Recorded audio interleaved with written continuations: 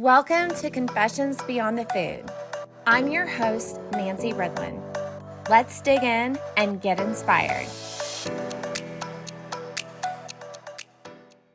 Hi, and thank you so much for coming. Welcome back to Confessions Beyond the Food. My name is Nancy Ridlen, and I'm with W3 Cells. I am joined today by a very, very special guest. We have been friends. She was my customer, but I consider her a friend. Absolutely. Yeah. We had fun. Yes, we do. And so this is Denise Munion, and she is the Vice President of Culinary Services at Oakdale Seniors Alliance. Did I get that right? Yeah, that's right. Okay. So, today I'd like to just uncover, just give us all a little bit more perspective on dining and the culinary experience in senior living. And whether you are involved in communities or you work with them or you have aging parents, I'm hopeful that this will give you some insight, behind the curtain a little bit and what new, because Denise has always, to me, represented what the new school looks like. Well, thank you. Yeah. So tell us a little bit about you, Denise. So I'm a registered dietitian by trade and knew that when I became a dietitian, I didn't want to be a clinical dietitian behind the desk. So my master's was in food service management, and that's where I love the field of dietetics. I love the field of dietetics because I could do everything from nutritional assessments to buying heavy equipment and playing with Nancy on the side. So I've been in long-term care for about 30 years. Most of my career has been in long-term care, and I love every minute of it. I chose to be in long-term care, and that's a big difference. A lot of dietitians will say, well, I could only find a job in long-term care. No, I've chosen this, and I want to continue to stay in this field. I am not only an operator and manager, I'm also a child of a mother who's in retirement center. So both sides of the fence, and she's her own responsible party. So she chooses. And even though I don't agree with where she's at right now, it's still her choice, right? So she has to, and she tells me all the time, I'm 88, but I get to make the choice. And you just have to love her for who she is, and then pay attention in the backside to make sure things are going right, and not be too, I'm a dietitian and I'm going to protect my mom. You have to be logical too. That would be really, really difficult. But I think it's really cool that you make it personal, that you are thinking of this as this could be my mom. This is, this could be my family. And Denise has always done a really good job of putting wherever she's at. And she's been at some very, very high-end places where a lot of famous people go, and on the profit side to the nonprofit side, and just creating that experience for the resident. And she schooled, I think, one of my factories one time. She's like, we don't call it that. We call it this. Like, this is not, we don't look at it. So can you tell us a little bit about like old school and new school? Sure. So when I started I was a consultant for 16 years. And when I started, the first place that I was sent to go was very old school, and the kitchen was very old and not being taken care of. And they actually held the stove closed with a broom handle. It was crazy. So that's where I've come from. And like you said, Nancy, I have seen beauty, high-end beauty, and I have seen not-for-profit, and I have seen communities like the one I was at when I first started, and nothing's different. Everything is the same. It's just the chandeliers, the fixtures, and that you're serving lobster instead of chicken all the time. The difference in long-term care, when I started, we called our residents, and if they needed help, we fed them.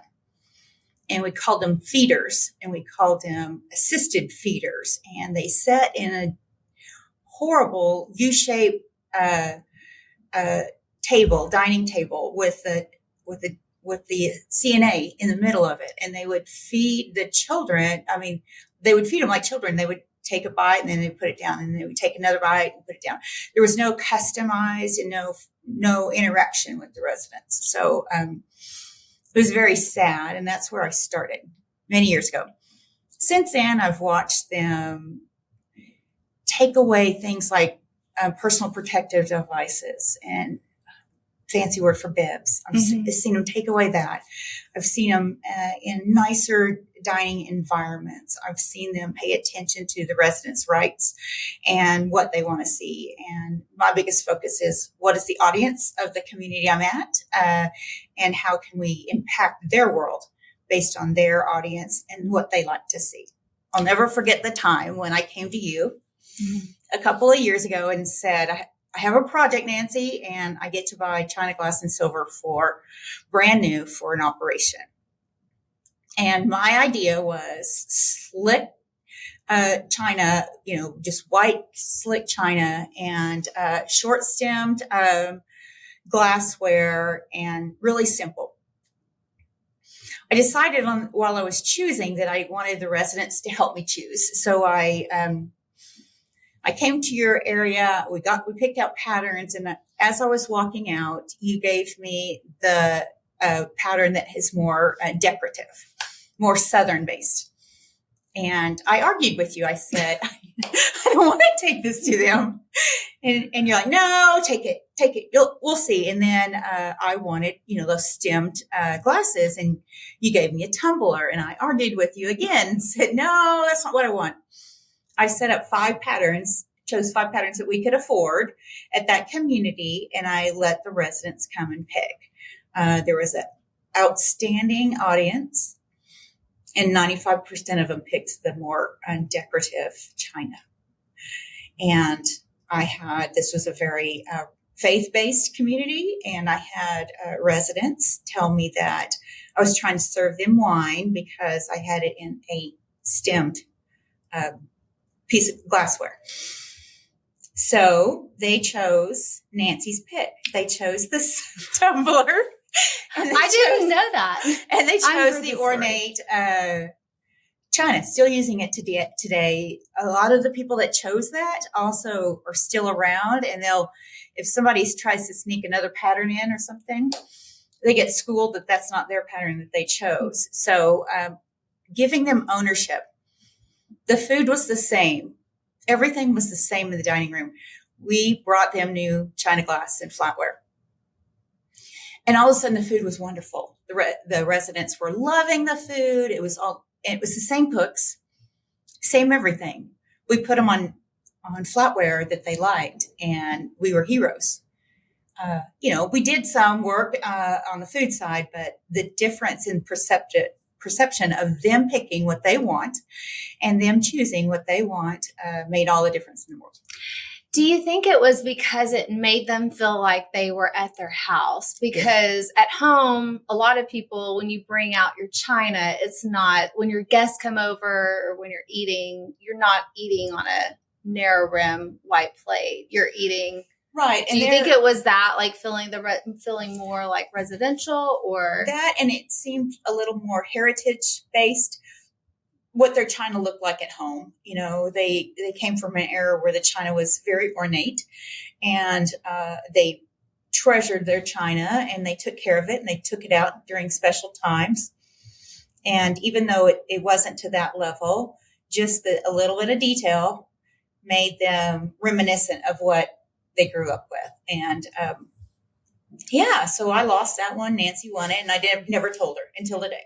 I was like, wait, I've never heard this story. Yeah. So you never learned that. I mean, you learned that the china pattern was chosen, but I was back there going, dadgum Nancy, she knew what it was going on. I know. She's always trying to put another one in there. So just try this one. Anyway, it worked really well. Engaging the residents, whether they had chosen my white plate or Nancy's, just giving them the ownership and listening to them tell me that the small stem, which I thought was a great option for them to hold the glass, the small stem made them feel odd.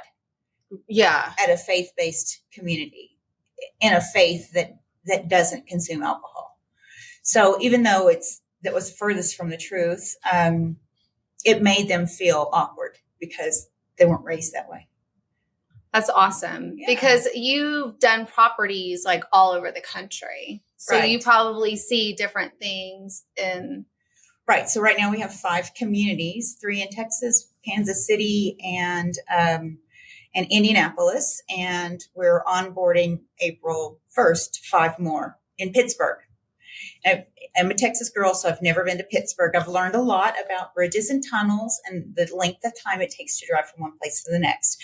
And I love the area, and I can't wait to get started there. But learning, the first thing I do, other than looking at the kitchen status and making sure that they're not holding up holding the oven closed with a broomstick, is I talk to the residents because I want to know what they feel and how to make their lives better. And I engaged with 2 of the 5 communities, interaction and a dining discussion. We had over 60 attend, and they were all very vocal. One community has a larger Jewish population, and they wanted their voices heard. And you sit back and listen because you want them to be happy in their environment. Another area was completely polar opposite, and their requests were very simple. Keep it in the Pittsburgh style. Keep the things that they do in that area, the food things that they like, keep it in a style in which they're used to and which they enjoy. So I very humbly said, I don't know exactly what that looks like, but please teach me. And I have several residents sending me information about their fish salads and their fish sandwiches and their deli sandwiches and their Pittsburgh salad, which is unusual. I haven't tried it yet, but I'm excited about it. And Turner Tea and Turner Dairy, and don't go anyplace else. So I'm excited about learning something new. Isn't that fun about our industry? It's just, you're always learning, but I just think it's really cool because honestly, and I'm not going to mention where my mother-in-law goes, but I mean, there's a set menu and it's set and that's it. And that's what they do. I mean, we need more Denises out there that are listening to like, hey, to the culture and changing up because you'll change up the menu. Yes, at least 3 times a year we change the menu. And so there is a set menu. Okay. It's a 6-week rotation, but each community has an opportunity to change it just a little bit for them. So the community with the residents that were very vocal will listen and send me emails on a daily basis. I'm taking those suggestions and I'm adding it to the regular menu. And then there's some things that are very unique to that community that I'll put to the side and we'll add back to hit their menu. So set menu, absolutely. 6 weeks of rotation because I've got a good software system that works. And that's the easiest part, that can generate tools for the teams. And then, but then it's a long time of making sure that all of their customizations are there. I set one menu, and then the chefs have an opportunity to set the second or the alternate choice. So that also gives them an opportunity to really bring in the flair of that community. So that's amazing. And then the fact that, it's a little more complicated, guys, than just eating at a restaurant. You have a lot of dietary restrictions and needs. And one thing I always found completely fascinating about Denise is that, for people that have trouble eating solid foods, I mean, the science and what you did, the artistry that you did to make that food look beautiful and like a steak, or I was blown away. And I feel like that just gives people their dignity back because I know when I'm down and out and people are having to help me, I don't, you don't want that. You want to be able to eat with dignity. So,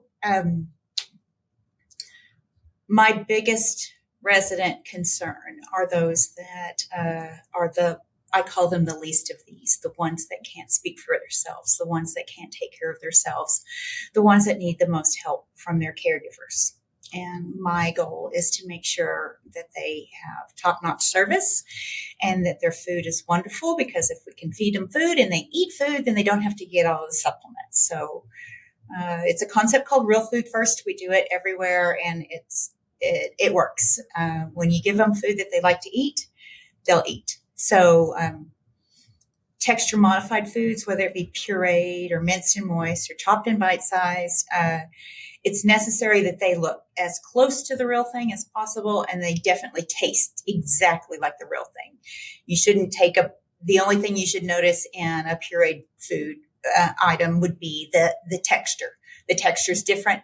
Taste is there. Flavor's there. Everything's there. It's not watered down. That's number one in my book, paying attention to those residents that are in need of our help the most, because we are their advocates. And if we can get all of the teammates involved with that type of position, then we have a success.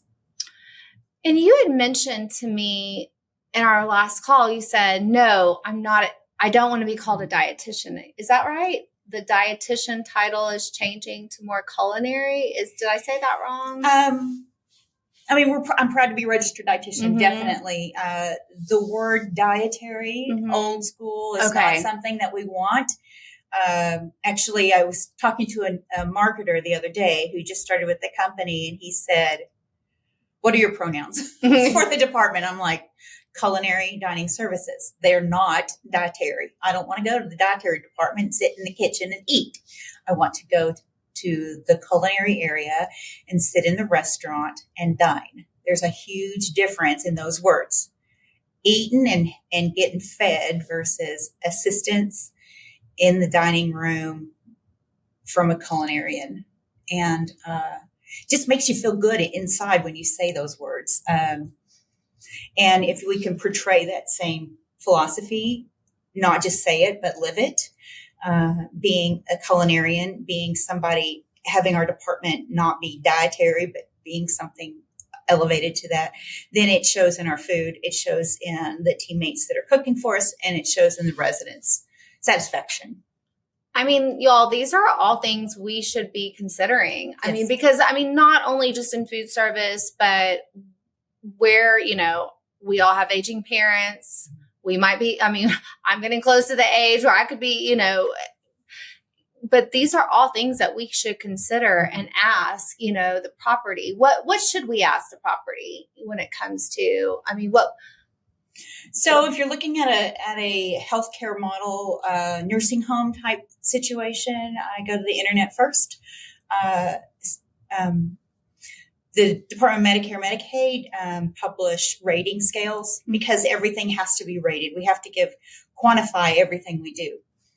And so they have a 5-star rating scale, and they're very public with the information about the communities. You can look at things like past surveys and how they're doing with staffing ratios and things like that, and they're quantified in stars. So if you're looking at a community that's lower in stars, you just investigate and figure out why their stars are lower, and if it's something you can live with or not.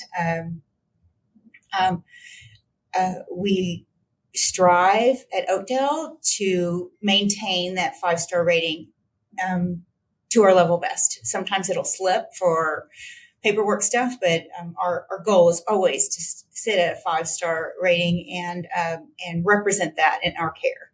So that's where I would start first, and then I would start with a tour. I would start looking during mealtime, during times of day where the residents should be active, between breakfast and lunch, not mid-afternoon. Everybody's taking a nap. When I'm retired, I want to take a nap in the afternoon, right? Me too.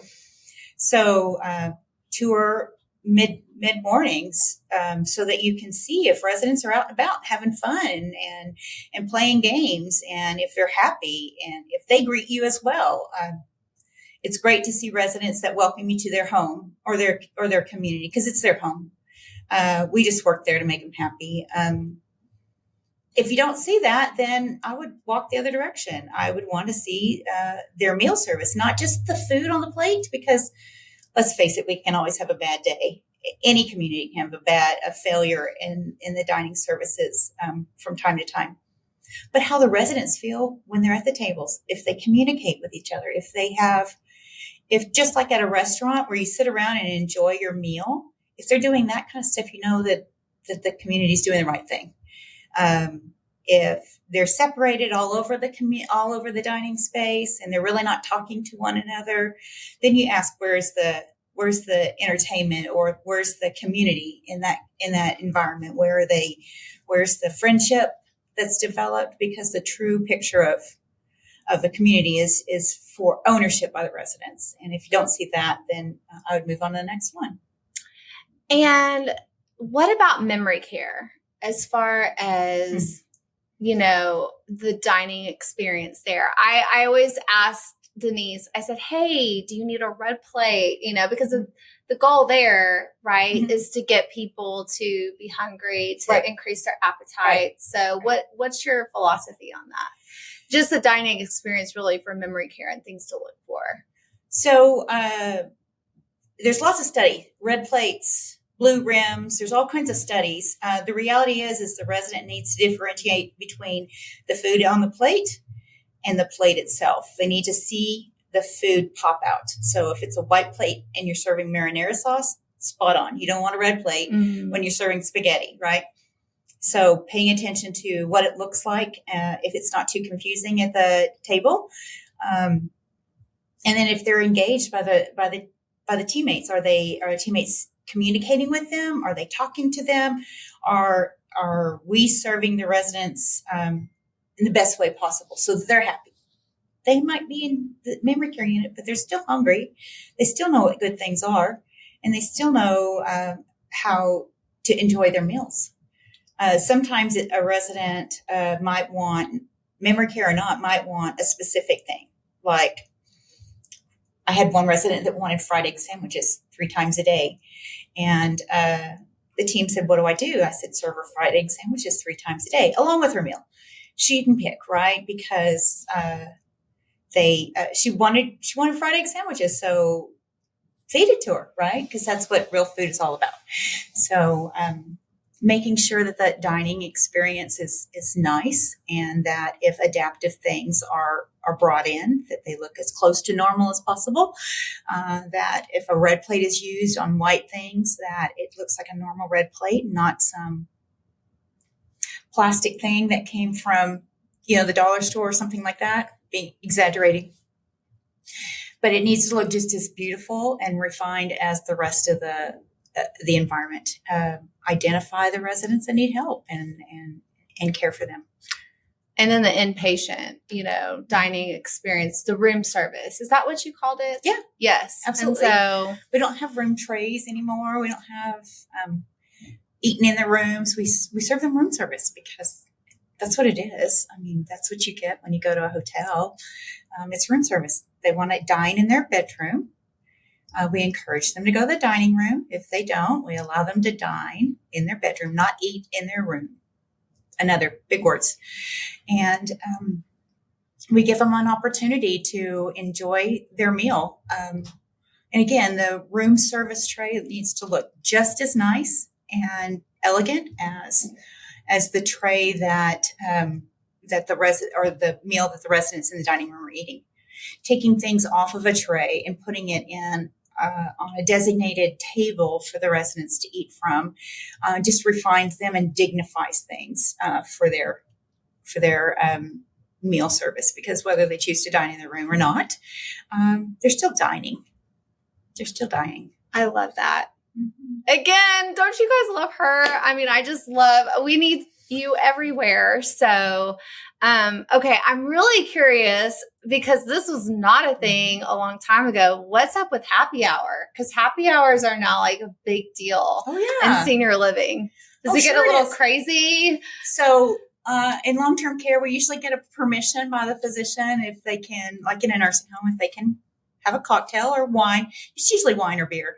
And then we honor it. It's funny when you see an order come through and they have a cocktail order.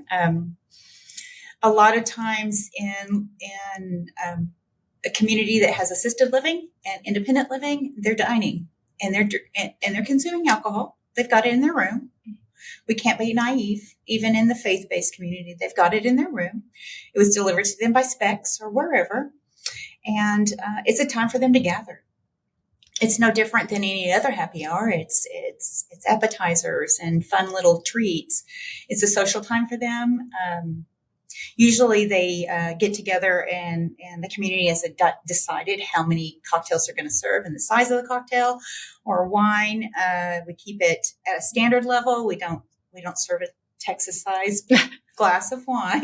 Not Nancy or Denise size portions. No. So, and we just work with them. If they want a specific cocktail, then we'll work to do it. But we always have fun, non-alcoholic cocktails available.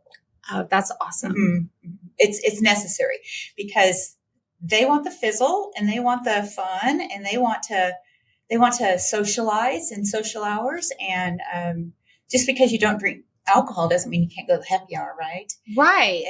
And if you're just set to, you can have water or soda, then that's not as fun as if you made a mocktail margarita or something to that effect. So always having the mocktails available are lots of fun too.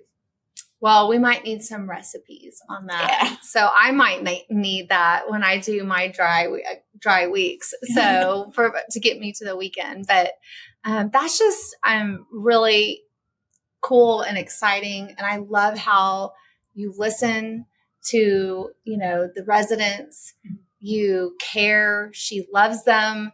And that goes not just to the residents, but to her team and how she treats them. And it's just what we've talked about a little bit today. I mean, you've made a really big impact wherever you are. I once had a physician at one of my higher end communities, and he was a Scotch drinker. And he had dysphagia. He couldn't swallow. And he was determined to drink his one glass of Scotch a night. And he was on thickened liquids.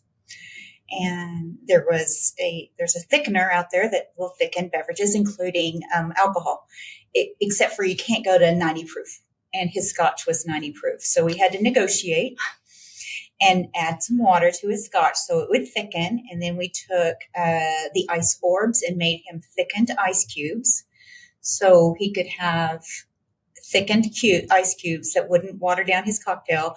And we served him. We served him what he wanted. We listened to him, and he negotiated with us, and he got his Scotch with a little bit of water and was happy and content. And so we do have to modify what we're doing and listen to what the residents say and think outside the box with a big crayon way outside of the box. Well, I'm just thankful for you, and I'm just thankful for your service to these communities. And we were talking about how during COVID, safety was really important. Mm-hmm. And I called Denise. I said, hey, can you come over? Can I do like an interview with you just, to help educate us on how to navigate all of this and how our products or whatever can help, during this time. And Denise was so awesome. She came over and we stood like really far apart, and we were in the back wind tunnel behind her. That's right. Like her hair was going everywhere, but it was the most incredible interview. And she's just been really kind in educating me and how to approach senior living and healthcare dining and just bringing dignity back. And so I think that's really cool.